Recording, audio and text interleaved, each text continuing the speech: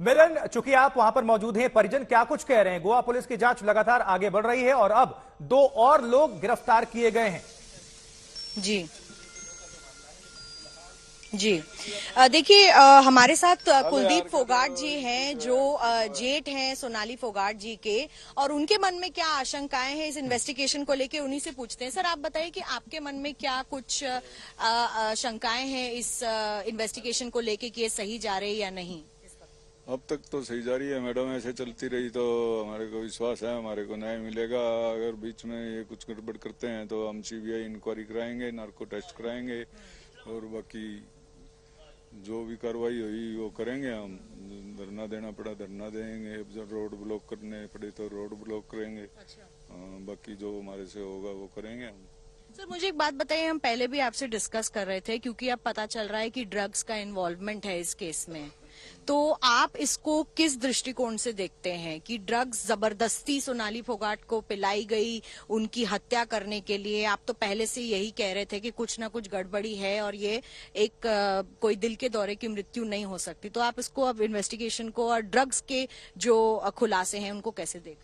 मैं तो यही कहूँगा मैडम, ऐसा है ये ड्रग का मामला तक तय ना रह जाए। क्यों ड्रग से मौत होती तो उसी वक्त हो जाती। बाथरूम में रोका था, उन्होंने बाथरूम खोल के देखा ये जिंदा है, उसके बावजूद उसको मारा गया है। और मारने के बाद उसकी यानी कि इंजरी में आया हुआ उसके चोटों के निशान, और उसके हिसाब से उन्होंने, वो मरी नहीं थी, ड्रग से मारना चाहते थे, फिर उसको कूटा गया है। अगर वो उसमें होते, वो खुद ड्रग्स देने वाले, तो वो उसको क्यों कूटते? वो कोई अपने आप कत्ल कर सकता है? वो जेल में जाना चाहता है, अभी मैं मार के जेल में जाऊंगा। तो बहुत ही इम्पोर्टेंट बात आप। हाँ, और ये कह रहा हूँ, ये ड्रग्स का केस है ना, ये ड्रग तक सीमित नहीं रह जाना चाहिए। ये है कत्ल का केस, और ये करना चाहते हैं अपने यानी कि ड्रग्स में, यानी कि तब्दील ड्रग्स वाला छुट जाता है 3 महीने बाद, जमानत हो जाती है उसकी। सुशांत केस में भी यही होया था, भाई ड्रग्स वाला मामला था, और उसके अंदर वो जो उसकी वो थी रिया चक्रवर्ती, वो भी ड्रग्स लेती थी। चलो उनका मान लिया, वो दोनों ड्रग्स लेते थे, उनमें हो सकता है, लेकिन वो भी उसके परिवार वाले नहीं मान रहे थे भी इन्होंने मिलके हत्या करवाई है। सारा इसमें तो सोनाली का, 1 मिनट सुनो आप, इसमें तो सोनाली का सुधीर के पास था, उसके अंदर उल्ट था, उसके पास राजपूत का यानी कि रिया चक्रवर्ती के पास था। उसमें रिया चक्रवर्ती ने मरवाने की कोशिश की है, इसमें यानी कि सुधीर सांगवान ने मरवाने की कोशिश की है।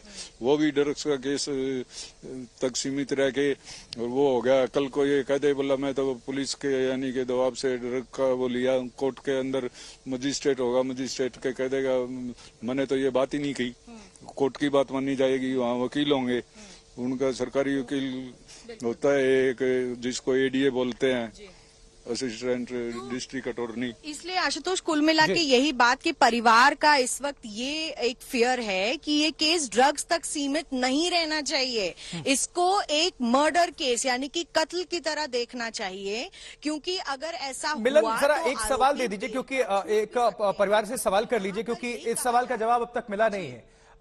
डेट से पहले सोनाली ने किसको फोन किया था, किसको संपर्क किया था और क्या कुछ उन्होंने कहा था? कोई जानकारी अगर मिल जाए। वो हमें एक बात बताइए फोगाट जी की, मृत्यु से पहले सोनाली ने फोन किया था परिवार में से, रिंकू जी को किसको फोन किया था, उन्होंने क्या बोलने की कोशिश की थी उस वक्त?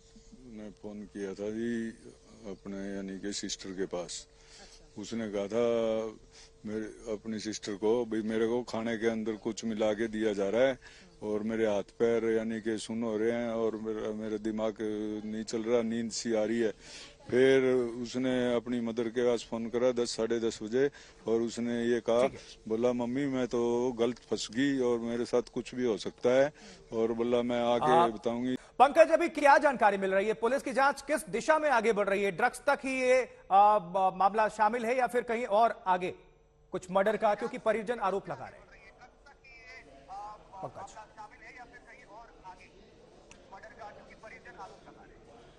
आशुतोष, मैं इस वक्त गोवा में अंजुना पुलिस स्टेशन के भीतर ही हूं। इस वक्त मैं आपको लाइव तस्वीरें दिखा रहा हूं क्योंकि कुछ देर बाद जो दो नई गिरफ्तारियां हुई हैं, एक तो कर्ली रेस्टोरेंट के जो ओनर हैं वो, और दूसरा जो ड्रग पेडलर हैं, उनको अभी सामने लेके आया जाएगा। तो लाइव विजुअल्स आज तक के दर्शकों के लिए हम लेकर आएंगे। अब मैं बता देना चाहता हूं कि गोवा पुलिस के हाथों बड़ी कामयाबी लगी है, क्योंकि ना सिर्फ उसने कर्ली रेस्टोरेंट के जो ओनर हैं उनको गिरफ्तार किया है, क्योंकि वहां प्रेमाइसेस से ड्रग्स मिली थी, और साथ ही साथ ये भी समझना होगा कि जब पुलिस कह रही है कि 2 घंटे तक सोनाली फोगाट को इसी रेस्टोरेंट के टॉयलेट में रखा गया था, तो आखिर मैनेजमेंट की तरफ से क्या कार्रवाई हुई थी।